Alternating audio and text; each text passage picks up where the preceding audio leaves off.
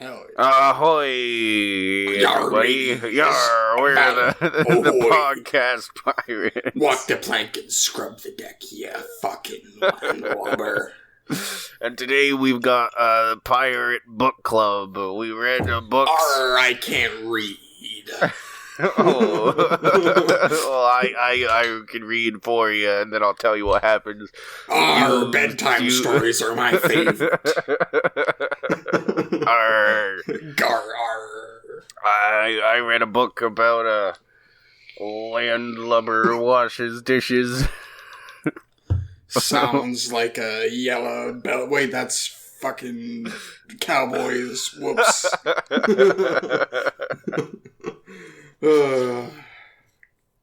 That's pretty fucking good. Yeah, so he washes dishes. You go fucking. What happened? What's your book about? Oh, my book is Norman Deutsch, The Brain That Changes Itself. Stories of personal triumph from the frontiers of brain science. And that's the book I was reading to you every night. Yeah, you read it to me every night. You know, it's a really simple. Yeah, it's a good book. You know, perfect bedtime story. Actually, there's a lot of really like happy feel good moments in this. So I think it's actually might be perfect as a bedtime story. How old should you be to have this read to you as a bedtime story? Probably like I guess 14's. That's a little old. So if you're 14, then get your parents to read this book to you. Yeah, the thing is, there's a lot of there's some weird stuff in this book. Like some guy, he nails his penis to a board because he feels pain, but his pain is wired with his pleasure circuits, and so the more pain equals the more pleasure. So he nails his cock to a fucking board. So that must have been pretty good. That must have been one of the best feelings he'd ever felt in his life. Mm-hmm. He has cerebral palsy, and he was a token boy. Actually, I can probably look him up right now. Cerebral palsy. What the fuck is it called? Masochist. Bob Flanagan. That's who he is. Bob Flanagan. Yeah. And he had cerebral palsy, so he liked hurting himself? Well, he had cerebral palsy, so from a young age, he was basically confined to a little bubble, and he was looked at by doctors, and he was he's completely naked, so it's really embarrassing. Plus, he had a lot of needles, and he would jerk off to help the pain, because cerebral palsy is painful, so he would jerk off to help the pain. And then that created neural pathways that... Yeah, it just made his pleasure and pain circuits wire up together. Okay, that makes sense. Yeah. Mm-hmm. There's so much more neuroplasticity, and that's one example of it going wrong. Yeah. Yeah.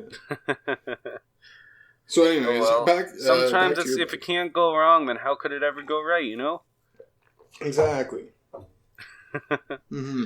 If something can only go good, you're probably not thinking about it right. Yeah. Mm-hmm. Okay, so... Yeah, back to your book. How do you... I read the first 89 pages of this book. Nice. Because I started sleeping earlier, and I started...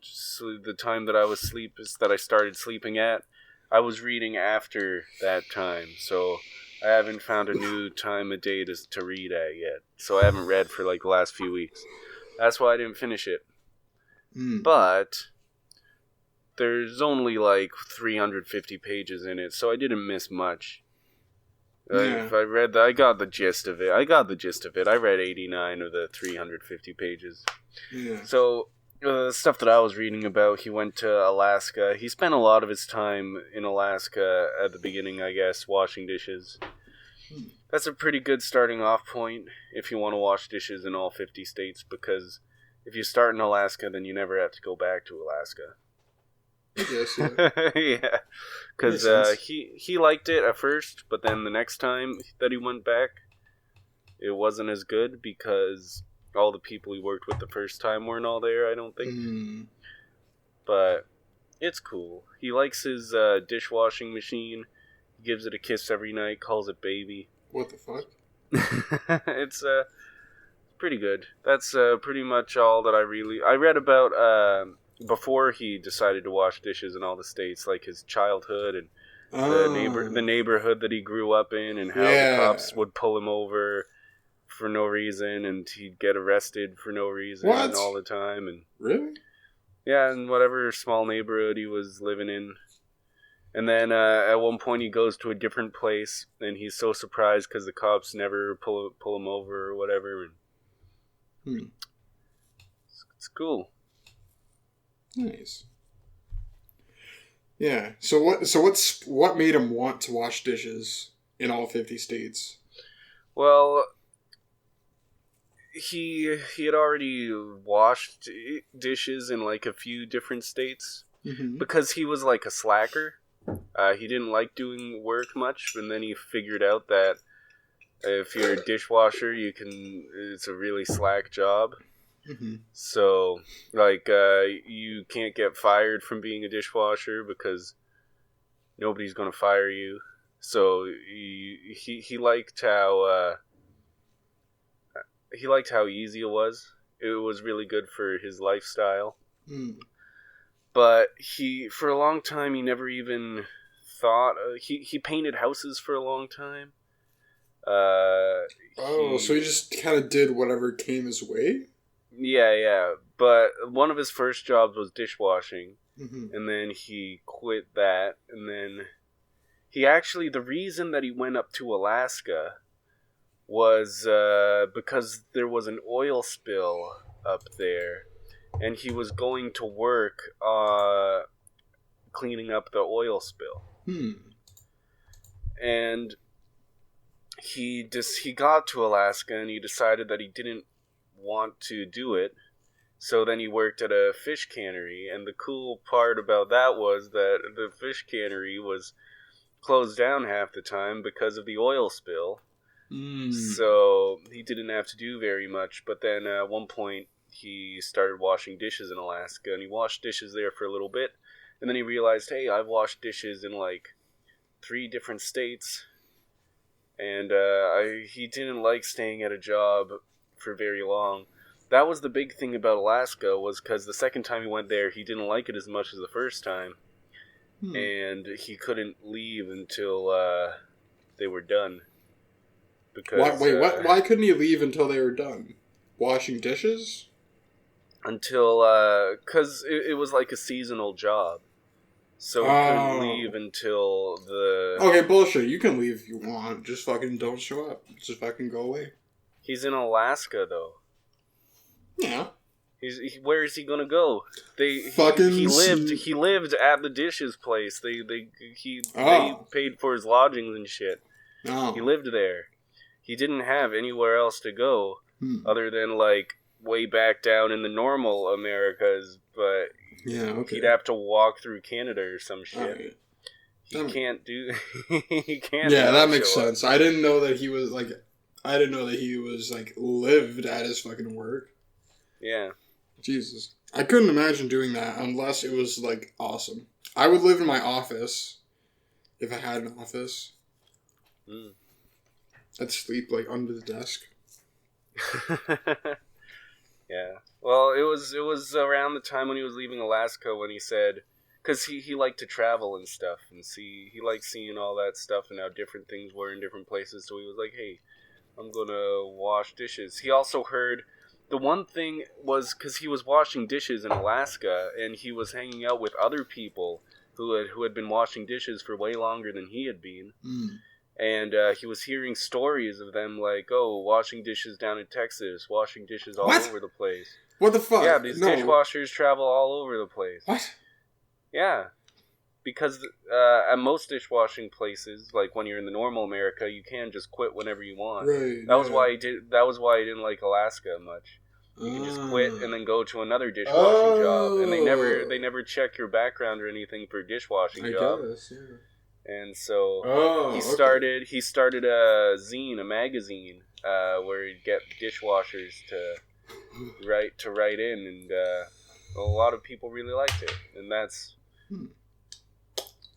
like kind of like getting the take from the everyday man, It's like I think people like that probably have like some sort of like instinct that's like what is it called? Just like fuck, I forget what it's called, but it's like wandering. It's not like nomadic. Yeah, that makes sense. Mm-hmm. That kind of like that's just kind of what it appears to be for me. It's like people who just like doing stuff like that. They're just like nomadic. They like to travel around. They don't stay in one place for too long. Yeah. Seems that there's probably a basis for that kind of behavior in nomadic. The one thing that he did like about the Alaska job was that in Alaska, he made like a lot of money an hour just for washing dishes, and their boss let them put in a whole bunch of like ghost hours that they didn't actually work. He let their boss just let them write in as many hours as they pretty much could for the day. So he'd come back from Alaska in the summer, and he'd have so much money. He was able to buy a house and shit. And... Whoa! What? Yeah. What? Bullshit?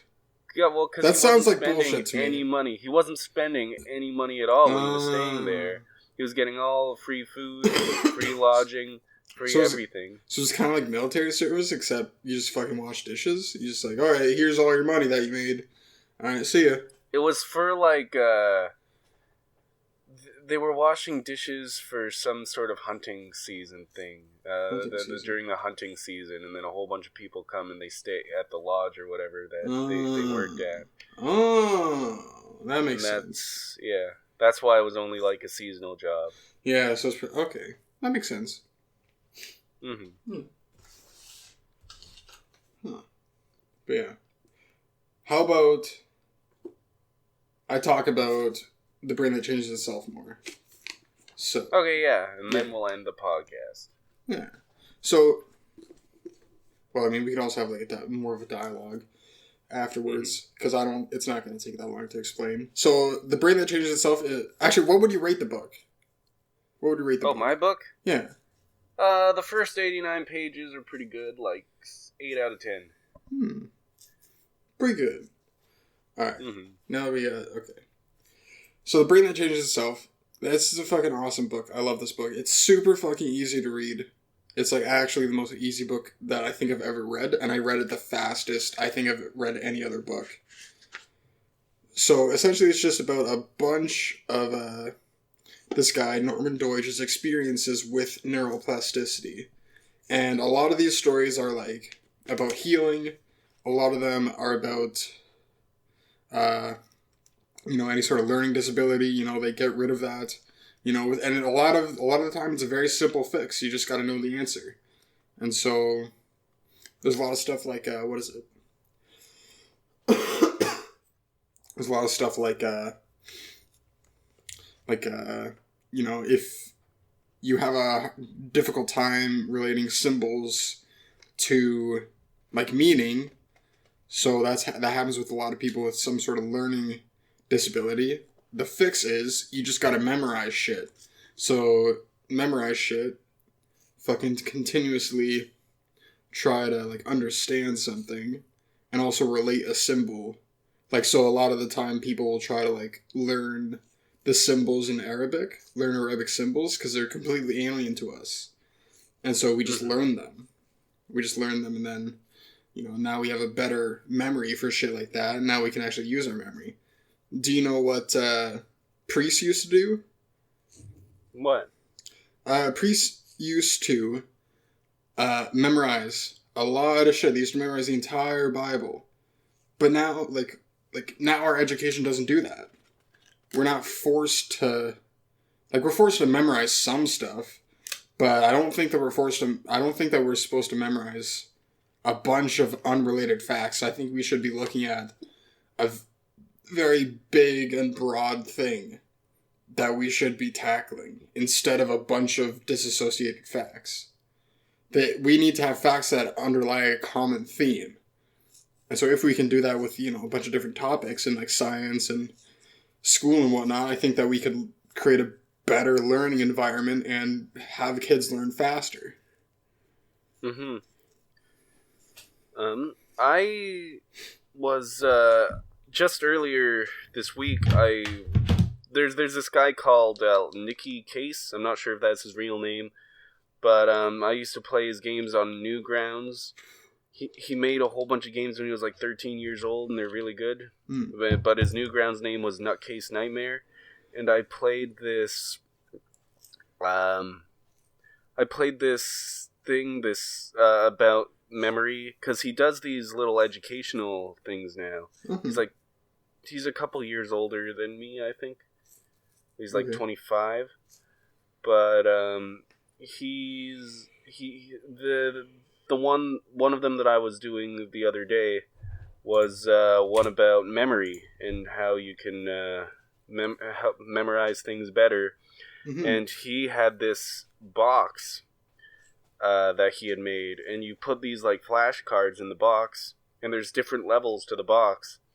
And if you want to memorize something new, then you write it down on a card, or you like write down a question about what you want to remember on the card, and then on the other side you write the answer. Mm-hmm. And then you put the card in the box, and then on day one you do all the cards that are in level 1. And if you can remember the answer, then you put those into level 2. But you only do level 2 every other day. And then it goes up to level 3. And level 3 you do like every 3 days. Yeah, okay. So I think I get what you're saying. So essentially you're just like, you know, extending the time frame for which you like remind yourself and refresh yourself. And if you can't remember something, then it goes back to level 1, no matter which level it was at. And once you're done level 7, that's when they come out of the box. Oh, and you just like kind of like throw them out. It's like, yeah, you've pretty much fucking memorized it. Yeah. Yeah, that makes sense. That actually makes a lot of sense for everything that I know kind of lines up with that. Everything, all my knowledge lines up with that. So yeah, that seems like a pretty viable strategy actually for just like memorization. But also, I guess something like that could replace like learning things from in a particular context, because now you have an actual cue, like a physical cue, and so you can just like, instead of using like a concept to guide you, you can use like the actual physical like orientation of the cards instead of like this big encompassing idea. You can have it in a physical form. Okay. And that probably makes it more easy to understand too, because it's not like something intangible like God. It's more like, you know, who the fuck killed Abraham Lincoln and all that stuff. John Wilkes Booth. I didn't know that.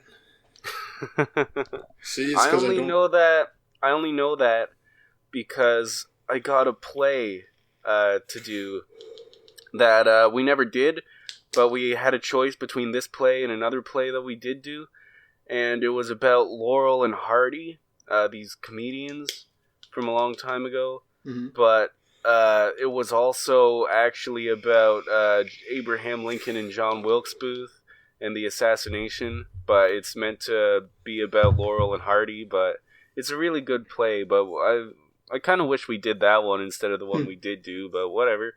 It's a good play. I forget what it was called. But that's how I remember. It was John Wilkes Booth. John Wilkes Booth. Yep. Pretty cool. Damn. You know, that kind of sucks. You know, didn't Abraham Lincoln literally, he just celebrated? Like, he went out to the theater to celebrate because he got all this shit. He got all the slave shit done. He was like, alright, fuck it, let's just fucking go. Let's just fucking make slavery illegal. They did that, and then he was like, okay, we did good job. So now it's time to relax.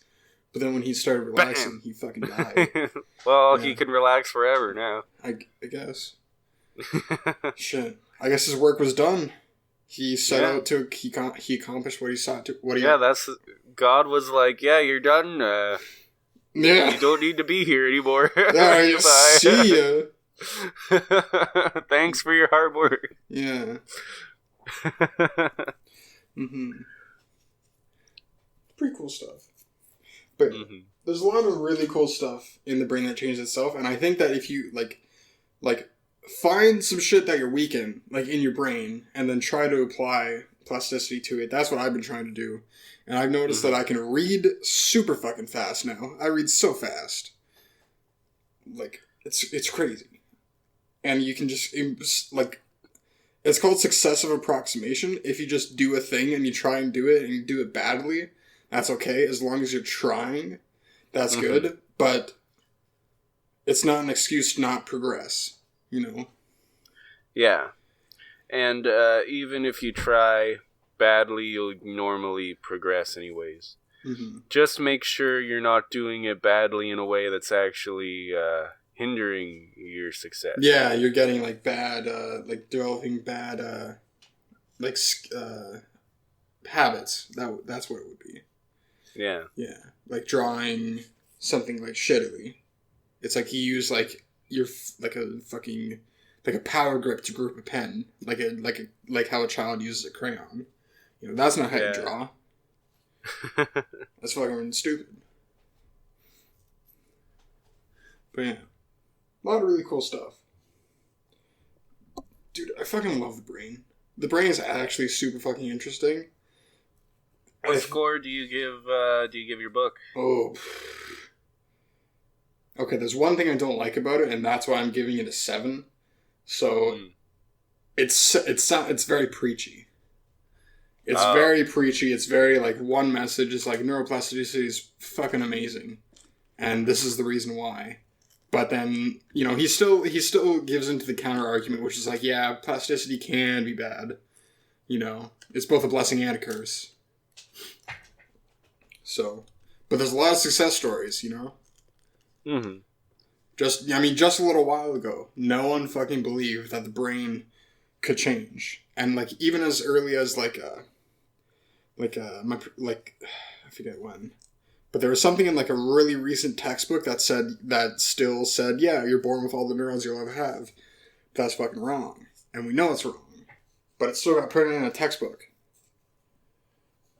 Oh yeah, those textbooks, I remember in high school, I used to find things that were not true in the textbooks all the time.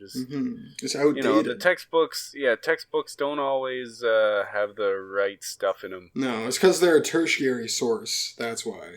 Because they're so far removed from the research process that it's like, okay, now it's, you know, some of it's subject to like interpretation. There was a psychology textbook once. This is the one that I remember the most, even though it's not really an example of the textbook being wrong. I think it's an example of like the textbook misunderstanding something, like the people who wrote it. But I just remember it because I thought it was really funny. They were talking about racism and stuff, and then they showed a picture of these like punk rock guys with like mohawks and stuff. And then they said that they were... the caption underneath was like, skinheads are racist, blah, blah, blah, when they weren't even skinheads in the picture. Yeah, like, you know what's a really fucking big problem in psychology? What? Social psychology. Feminist psychology. I fucking read I'm trying to undermine feminism. I'm trying to see if it's like a just new religion. Seeing if it's kind of replaced religion, and that's what I'm studying. That's what Diagnosing the West is going to be about. I'm starting to do that research. But then they fucking, like, the test that they use to determine, like, feminist ideology and beliefs do you know what they have for conservatism? They have an example for conservatism. An example of conservatism would be, women can't be in positions of political power because they're too emotional. And that's what they think fucking conservatives believe. They just put that under conservative and not sexism. Well, I hear conservatives say stuff like that all the time, though. You do? Yeah. But I don't think that it should be kept under that. You see what I mean? It's separate. It's sexist. It's not conservative. Oh, yeah. Well, I guess I see what you're saying. I do know the conservatives that disagree with that, too. Mm-hmm. But exactly. I would say that it's not really something that I would hear a liberal saying. You wouldn't hear a liberal say that they... that women shouldn't have a position of power? Well, yeah, obviously. I guess a liberal wouldn't say that, no. But you have to keep in mind that it could be just the sexist. Yeah, it could be. That's what that is under. It's under sexism, it's not under conservatism. That's how you define the categories. They don't know how to define categories. They fit the categories to what they want. That's the problem. Mm-hmm. You know, it's pseudoscience in the truest sense. It really is. And also the fucking questions themselves. I tried doing one of their fucking tests, but it was so fucking bad. And it's like, they don't know how to ask questions, and it's like, I couldn't understand what the fuck they were trying to, like, ask me. And it's like, you know, they have, like, double negatives, and it's like, fuck, what the fuck are you talking about? It's like, God. Like, what's an example? I think... Here, let me try and pull up my history, because I think I did it. History,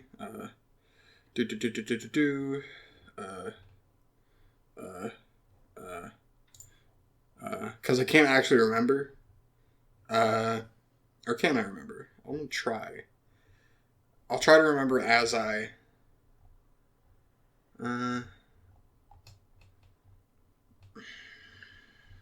You see, you gotta get better at that remembering. I do, I really do. I'm offsetting my memory too. Yeah, you don't even need the internet, though. South Park told me about these things they call the member berries. They remember everything for you. God damn. Yeah. Oh, that makes sense. Okay, let me... fuck, I can't remember. Feminist. Alright, where the fuck is the test? Feminist perspective scale? Here we go. Alright. Here we go. Alright, given the way that men are, women have a responsibility not to arouse them by their dress and actions. That's one of the questions. And that's a double negative? No. This is just a negative. So, Okay. Given the way that men are, women have a responsibility not to arouse them by their dress and actions. So that's one. Men should follow women's lead in religious matters because women have a higher regard for peace than men. There's a lot of these types of questions. It's like women are more peaceful than men. Women of color are oppressed by white standards of beauty. And are these true or false questions? Or No. They're a Likert scale. So it's degree, neutral, agree on a 5-point Likert scale. So it's 5 answers. Mm-hmm. Disagree, in between, disagree, neutral, in between, neutral, and agree. Traditional notions of romantic love should be replaced with ideas based on feminine values of kindness and concern for all people. So it's just a survey, really? Yeah, it's a survey, and so essentially what they're doing, what they're doing here is they're basically identifying everything good with women and everything bad with men. Well, That's yeah, just what they're doing. It's for the, like, you see the ads and stuff, they'll say, because they'll take your gender or whatever, and then they'll put, like, 45% of women don't believe that women are like this, and, like, have you never seen those videos? That's just, you don't have to agree with it. They're just trying to see who, like, what percentage of people do agree with it. Mm. But these questions have assumptions. They're stupid assumptions, too. The tradition of Afro-American women who are strong family leaders has strengthened the Afro-American community as a whole. I don't even know what the Afro-American community fucking is. That's black people. African-American. No, Afro-American. That's African Americans or Afro Americans. But there's no O in Africa. Or African. So why the fuck? I don't understand. I think I'm hung up on the details. I'm probably. Legislation is the best means to ensure a woman's choice of whether or not to have an abortion. Mm-hmm. Alright, all of this stuff. There's just a bunch of stuff. There's so many. Alright. Oh well. That's gotta be the end. That's gotta be where we wrap it up, I guess. Yeah. That's the Podcast Pirate episode 35. Pirate. The only show that's never changed its name. Yep, exactly. Never change our name ever. We're actually amazing. Yeah. Okay, see ya. Okay, goodbye.